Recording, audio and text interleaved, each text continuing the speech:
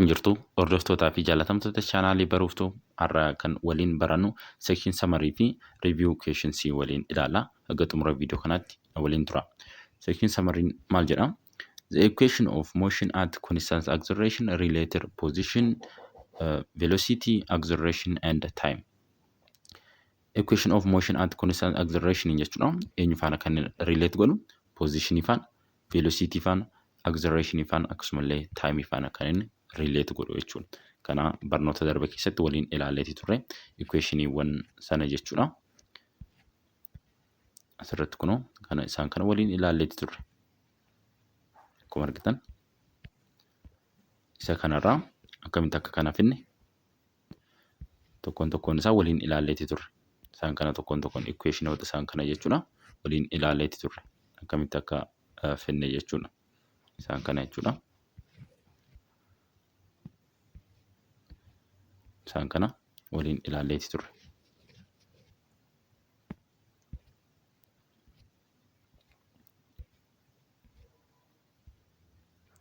Equation of motion at constant acceleration eenyu faana dhagaan relate godhu? Position faana, velocity faana, acceleration akkasumas time faana jechuudha. To describe the object with constant acceleration motion, identify the known quantity and choose the appropriate equation to solve for the unknowns. Either one or two of the acceleration constant motion equations are needed to solve for the unknowns depending on the known and the unknown equations.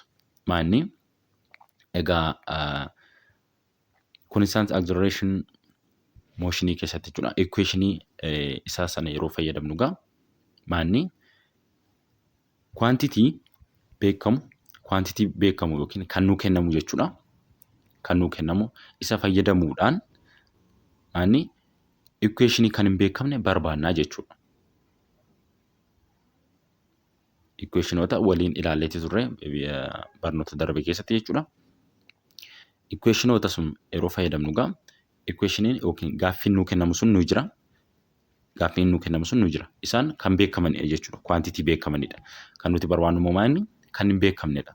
Quantity kan hin beekamne maal goona? Solve goonaa jechuudha. Equationoota sun fayyadamuudhaan. Either one or two of the acceleration constant motion equation are needed to solve for the unknowns. Akkuma dura isiniin jedhe gaa kan beekamu quantity beekamu fayyadamuudhaan kan hin beekamne barbaannaa jechuudha. Kan hin beekamne ittiin barbaanna equationoota sun. Quantitiin kan beekamu isa nuu kennamu sanadha. Kan hin beekamne immoo isa kamidha jechuudha? Isa barbaadaa nuun jedhu sanadha jechuudha. Ifadha jedhee yaada. Itti aansuudhaan review questions ilaalla. Gaaffii tokkoffaa maal jedha? What type of motion is experienced by the free falling object? Maal ta'a jechuudha? Motioniin free fall kun motionii isa kamidhaa jedha. Motionii isa kamidhaa? Motioniin free fall kun. Egaa wanti tokko yeroo kufu yeroo bakka ta'e irraa gadi kufu jechuudha. Sochiin gaggeessame miti egaa free fall. Kana jechuun inni kufaa jechuudha. Gara lafaatti ni kufa. Asirraa ilaaluu dandeessu. A freely falling body moving under the acceleration due to gravity and therefore its acceleration is constant. So it is a uniformly accelerated motion. Egaa akkuma dura isiniin jedhamaani uniformly accelerated motion dha jechuudha sochiin sun. Egaa free fall yeroo kufu gaa objectiin tokko gara lafaatti yeroo kufu maanni free fall dha jenneerra kufaatii walabaawaati. Sababa maaliitiin kan inni kufu jechuudha? Humna harkisa lafaatiin jechuudha. Due to gravity. Humna harkisa lafaatiin gara lafaatti kan harkifamu gara lafaatti kan kufu jechuudha. Innis maanni acceleration isaa constant dha jechuudha. It is acceleration is constant. Acceleration isaa constant dha. Kanaafuu sochii sana maal jennaan? It is a uniformly accelerated motion jennaani jechuudha. Gaaffii lammaffaan maal jedha? A cyclist is traveling at 5.6 meter per second when she starts to accelerate at 0.6 meter per second square for a time interval of 4 seconds. Asirratti maaltu nuu kenname? Maaltu gaafate kan jedhu adda baafachuudha qabdu jechuudha. Asirratti gaaffii irratti maal gaafate? How far did she travel during this time interval jedha. Maal gaafate? Distaansii nu gaafate. S nu gaafate jechuudha. S dha kan inni nu gaafate. S nu gaafate. Irratti jechuudha. B irratti immoo what velocity did she attain? Kan irratti immoo velocity nu gaafate jechuudha. Final velocity kan inni nu gaafate. Asirratti maal kenneeti jira? Egaa cyclistiin kun kan itti ishiin kaate velocity meeqaanii? 5.6 meetira per secondiidha. Accelerationin ishii immoo meeqa ture? 0.6 meetira per second squareidha. Taamiin itti fudhate immoo meeqadha? 4 secondiidha. Secondii 4dha jechuudha. Kanaafuu kan gaafatamne maanni? Distaansiidha. S gaafatamne. B irratti immoo velocity, final velocity gaafatamne jechuudha. Asitti initially nu kennameera. Asitti finally gaafatamne jechuudha B irratti. Kanaafuu kan akkamitti hojjenna? Given required solution jettanii adda baafattanii hojjechuu dandeessu jechuudha. Giveniin maalidha? Giveniin jechuudha. Given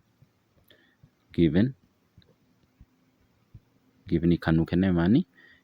Initial velocity V naught equal to 5.6 meter per 5.6 meter per second V naughtiin jechuudha.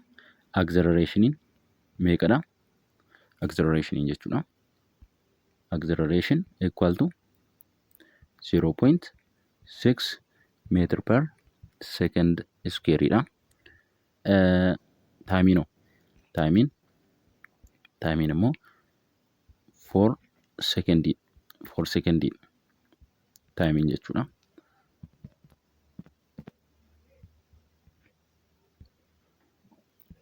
Giveniin keenya isaan kanadha jechuudha.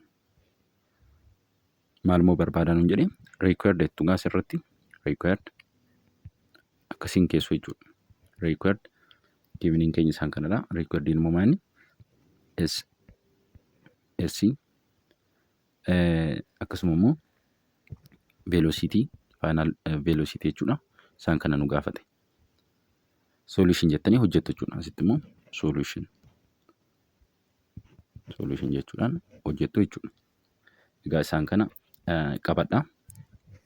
Givenii isaa required isaa adda baafattanii erga keessanii solution isaa waliin hojjennaa jechuudha. Ishii kana qabadhaa. Ishii amma asirratti barreesse kana jechuudha. Maal goona gaam? Solution isaa yoo hojjennu solution isaa akkamiin barbaanna gaa? S jechuudha. S equal to equation ishii kan fayyadamna V naught times T plus V naught plus 1 over 2 AT square. Equation ishii kana fayyadamuudhaan barbaanna jechuudha. S equal to jenna. V naught meeqadha? Meeqa nu kennameera? 5.6 meter per second. Kanaafuu 5.6 meter per second baay'isuu taamiinoo meeqadha? 4 second plus 1 over 2 meeqadha? 0.6 meter per second square times T square immoo meeqadha? 4 jedhamti 4 second square jettu jechuudha. Kana booda S wal qixa. Kana yeroo waliin baay'isan meeqa argattu? 5.6 meter per second baay'isuu 4 second waliin baay'isu jechuudha. Kana yeroo waliin baay'isan maal argattu? 22.4 22.4 meetira argattu jechuudha. Asitti ishiin kun sekendiin kun sekendii ishii kana waan balleessitu meetira taati. Pilaas ishii kana immoo yeroo waliin baay'istan asii sekendii iskeerii jetti. Sekendii iskeerii ishiin kun jechuudha. Asii iskeerii ishii kana jalqaba maal gootu? Jalqaba ishii kana hojjennu tokkorraa lammaffaa jennu. Tokkorraa lammaffaa kana yeroo waliin baay'istan meeqa ta'a? Ishiin kun kana jechuun 0.6 meetir per second square baay'isuu meeqaati? Inni kun square yeroo gootan jechuudha. 4 baay'isuu meeqaati? Square yeroo ta'u jechuudha. Baay'isuu meeqaattu kana? Baay'isuu 16 second square ta'a. Second square ta'a. Asitti egaa square ishiin kana second square kun second square kan ni balleessiti. Sana booda ishii kana waliin baay'istu jechuudha. Kana jechuun 0.6 meetira baay'isu 16 kana yeroo waliin baay'istan meeqa argattu? Sana booda ishii kanaaf ishii kana waliin baay'isu jechuudha. Kana jechuun 0.6 meetira baay'isu 16 baay'isu tokkorra lammaffaa jechuudha. Tokkorra lammaffaan kun as jirti. Ishii kana 0.5 jettanii baay'isuu dandeessu. 0.5 ishii kana bakka tokkorra lammaffaa jechuudha. 0.5 baay'isuu 0.6 baay'isuu 16 akkasumas gochuu dandeessu. Kanaafuu kana yeroo waliin baay'isan asii meeqa argattu? Ishii kana meeqa argattu jechuudha. Ishii kana baay'isuu 16 ishii kana jechuudha. Meeqa argattu? 9 tokkorra lammaffaa baay'isuu meeqaati? 9 tuqaa 6 ta'a. 9 tuqaa 6 meetira ta'a jechuudha. Tokkorra lammaffaan as jirti. Ishii kanas yeroo ittiin baay'iftan meeqa ta'a? Asii pilaas jettu asii 22 ni jira. 22 tuqaa 4 meetira. Isii wal qixa jettu asii. Kana yeroo walitti daatan gaa ishii kana walitti daatu jechuudha. Jalqaba ishii kana waliin baay'istu. Tokkorra lammaffaa baay'isuu 9 tuqaa 6 meetira meeqa ta'a? Kanaafuu isii wal qixa kana yeroo walitti daatan asii ishiin kun meeqa taati? Yeroo waliin baay'istan 4 tuqaa 2 taati. Ishiin kun jechuudha. Ishiin kun tokkorra lammaffaa baay'isuu 9 tuqaa 6 meetira jechuudha. Meeqadha? 4 tuqaa 2 taati walitti yeroo da'amu jechuudha. Waliin yeroo baay'atu ishiin kun jechuudha. Kanaafuu 4 tuqaa 2 ida'uu 22 tuqaa 4 meetira yeroo walitti daatan meeqa ta'a? 27 tuqaa 2 meetira ta'a jechuudha. Kana kan inni ta'u. Kanaafuu erga kana arganne inni itti aanu immoo velocity gaafatame. Velocity immoo akkamiin barbaanna? Equation ishii kan fayyadamna jechuudha. V equal to V naught plus AT. Equation ishii kana fayyadamna jechuudha. Maga V equal to V naught meeqadha?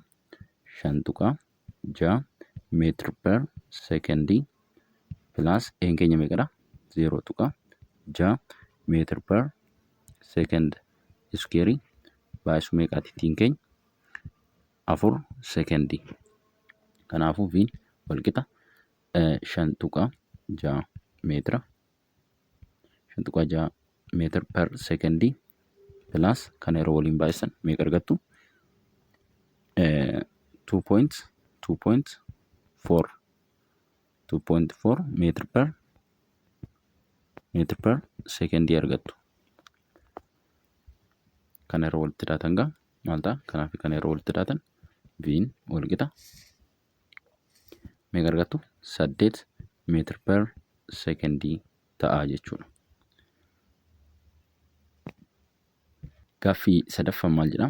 A stone that started at rest is in free fall for 8 seconds. Calculate the stone's velocity after 8 seconds. Being more, what is the stone height covered during his time?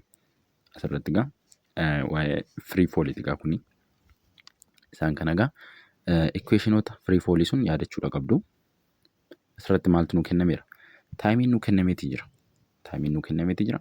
Maal calculate godhaa nuun jedha. Calculate the stone velocity. Velocity isaati kan nuti calculate goonu jechuudha.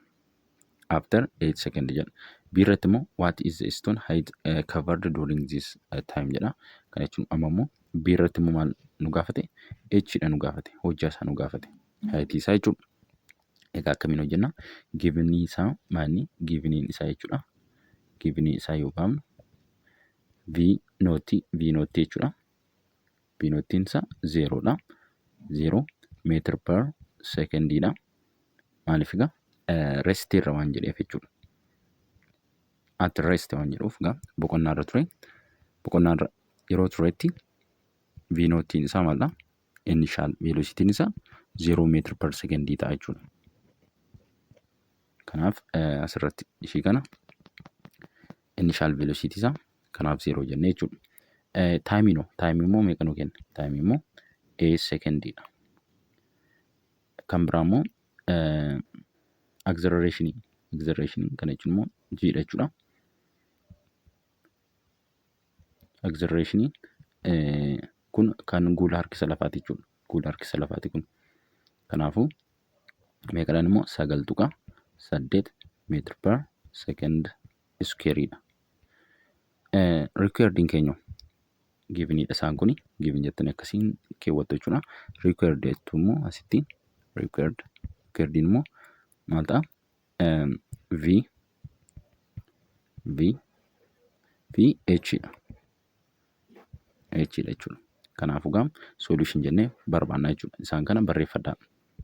Akkasiin barreeffattu jechuudha. Amma gaa solution jennee hojjenna. Solution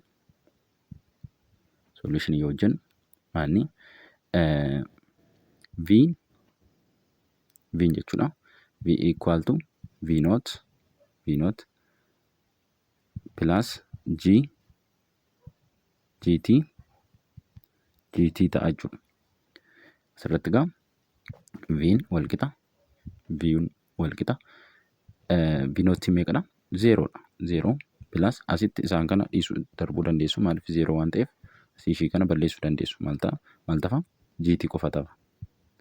Kanaafuu V'n equal to G meeqadha? 9.8 meter per second square dha. Baay'isuu meeqaati? T dha. T'in immoo meeqadha? 8 secondidha. Kanaafuu V meeqa ta'a? Kan yeroo waliin baay'isan meeqa argattu? 78.4 meter per second ta'a jechuudha. Kanaafuu velocity meeqadha? Kana ta'a jechuudha. B irratti immoo maal nu gaafate? H nu gaafate jechuudha. H immoo akkamiin barbaanna? H equal to V naught times T plus 1/2 GT square. Equationichi kanadha jechuudha. Ishii kanaan hojjenna. Asirratti gaa H yeroo barbaannu asirratti V naughtiin 0 dha. V naughtiin 0 dha. Maaliif rest waan jedhuuf at rest waan jedheef jechuudha. Yeroo nu kenname. Kanaafuu asii kun 0 ta'a. Maal ta'a? Tokko irra lammaffaa GT square ta'a. Kanaafuu H wal qixa. Tokko irra lammaffaa G meeqadha? 9.8 meter per second square baay'isuu meeqaati?